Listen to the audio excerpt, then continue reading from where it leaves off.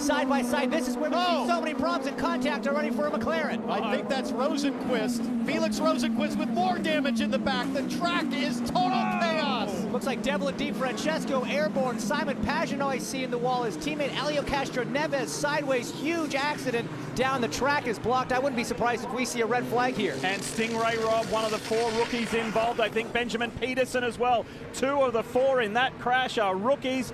That is huge, and that's what can happen on street course racing. That was the fear with a field this size, carving it through turn 1. You can go 2 or 3 wide, but there's just not room in this section.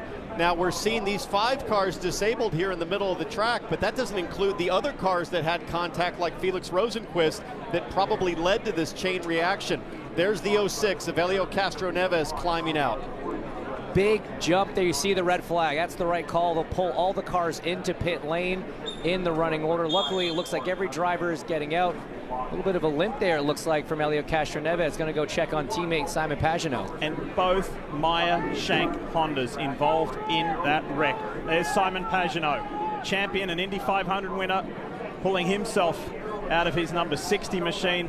Boy, oh boy, and it all started with that wounded Arrow McLaren Chevy of Felix Rosenqvist. Is Pagenaud okay? He's shaking his head. His teammate Castroneves goes over to check the health and welfare of him as Helio winces with his sore leg. Devlin Defrancessco going airborne like that and coming straight down on the car. That's a big shock through the back of the driver. There's not a lot of suspension on these things. So let's take a look at where it started.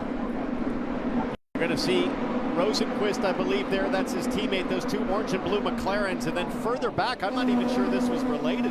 It looks like maybe, I want to say it was Santino Ferrucci, no, David Malukas, I think. No, Santino Ferrucci, sorry, and the black car got into the back, oh my goodness, of one of the Shank cars. I think it was Ferrucci and Castroneves that came together further back. Castroneves looks like he got hit from behind and spun. And you see Devlin Defrancessco stop, then gets hit by Benjamin Peterson, and that's what launches his car up in the air. I've never seen a hit quite like that. Here's an onboard from Simon Pagenaud.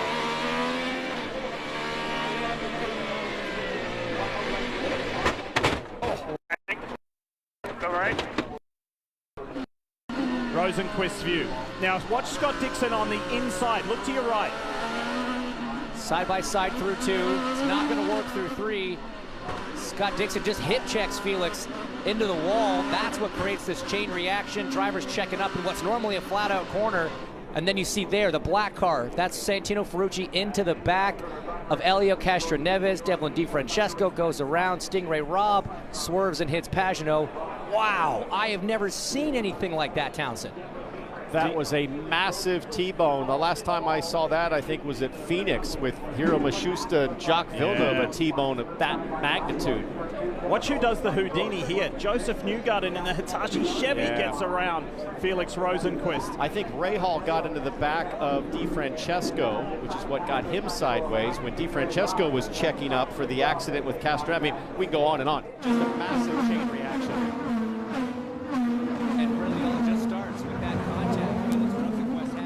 Dixon sends him into the outside wall. Here's on board from Kunkel's Hollinger Racing.